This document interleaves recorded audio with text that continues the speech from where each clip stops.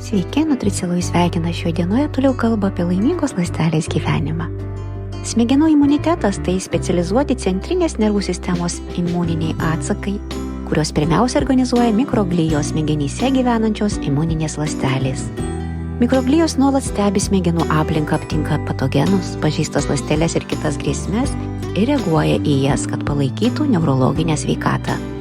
Priešingai nei periferinė imuninė sistema, smegenų imuninės reakcijos yra griežtai reguliuojamos, kad būtų išvengta pernelyg didelio uždegimo, kuris gali sukelti tokias ligas kaip neurodegeneracinės ligos. Kraujo ir smegenų barjeras yra svarbus apsaugos mechanizmas, selektyviai praleidžiantis svarbiausias maistinės medžiagas ir ląsteles ir blokuojantis potencialiai kenksmingų medžiagų patekimą į smegenis. Naujausi tyrimai rodo, kad sveikas žarnyno mikrobiomas gali turėti teigiamos įtakos smegenų imunitetui, o tai rodo, kad bendra organizmo sveikata yra labai svarbi palaikant optimalią smegenų funkciją ir apsaugą.